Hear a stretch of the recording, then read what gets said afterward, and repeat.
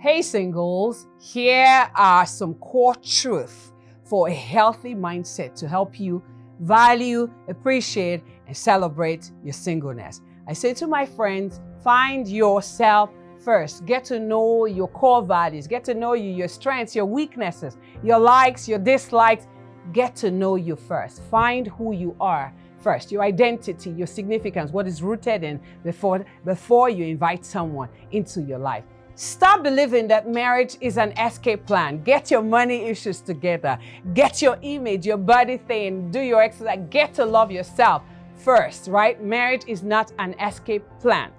Another thing for you is break out of the belief that marriage is better than being single, or that a single life will be better when you get married. See, you probably have heard people say before, those in marriage are trying to get out, those are single are trying to get in. Even though that's not every marriage, but take note of that marriage will not make your life better. You must find your security, your significance in Christ, and not see marriage as if this and postponing your joy. Pretty much that's what I'm trying to say. I want to ask you a question. What are you bringing to the table? Are you an asset? Are you bringing value? Or are you a liability, right? What do you have that your mate can help you with? Another good thing to consider is if a man doesn't know his calling, right? Doesn't know his purpose, not building on anything bigger than him, than sex, than children, what are you going to help him build as a helpmate, right? Listen to this.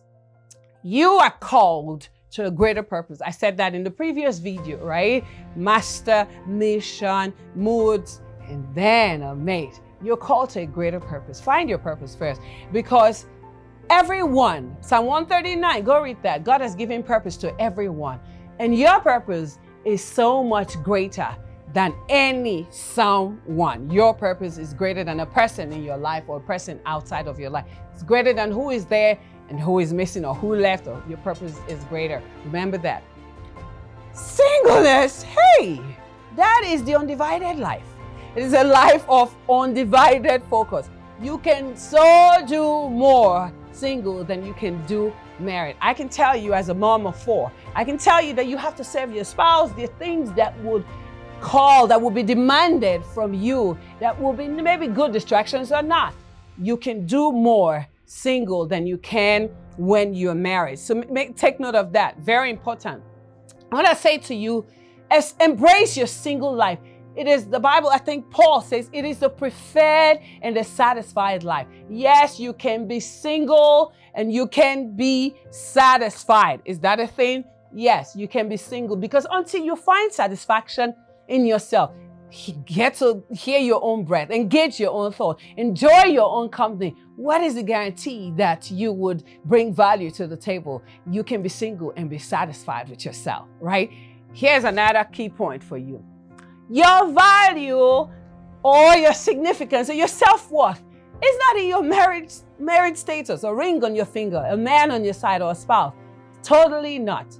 And your confidence should go beyond your timeline, but in God. Remember that. God is a gift giver. I always say that to Ella. He is a generous giver. So I say to my friends, any single that I've had the privilege of mentoring, see the delay, what you call delay, as a preparation, and celebrate God's goodness with satisfaction in His presence, okay? Listen, marriage is not a price. Jesus is the price. So break out of this thing of seeing marriage as an upgrade. Marriage is not an upgrade. Jesus is the price. Are you willing to let Him take the prize? Are you willing to say Jesus is the prize? And marriage is a blessing, not an upgrade, and not a prize, okay? Listen, all my single ladies, especially singles, just because you're single, I'm going to put up a straight face for you on that one, doesn't mean you have a problem. So take note, those people who keep bothering you, you don't go to parties, just like they say to me, how are you going to get married? You're always with your children. You are not a problem. Being single is not a problem. Here's what I want you to take note of. Being single and married is a gift from God.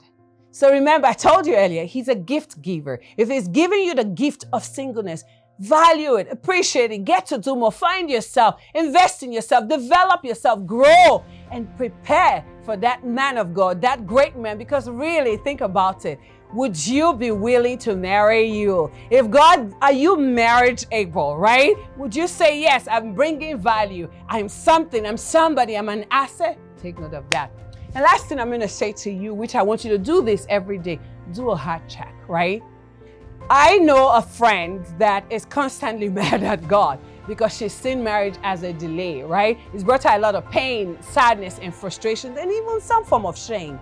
And I keep saying, check your heart. More than likely, if marriage has become an idol, and you're worshiping an outcome, you're worshiping the idea of being married, that your happiness, your significance, your worth is in an outcome of marriage, you have made it a God. And anything you want in this life more than you want God tells me that you're not ready for it, that you don't have what it takes to steward it. So my encouragement to you is your singleness is a gift. It can be valued, it can be celebrated, you can find satisfaction in it, and you are more. Keep working on your enoughness, on your moreness, right? If I may say, there's a word like that. And remember that marriage is a gift, that you have something to bring to the table. Remember, until you do that work, don't step in, don't invite somebody into that space so that you don't attract negativity because you're frustrated, you're desperate, and you're settling for trash. God has great things in store for you. My name is Ella. I am your wholeness coach.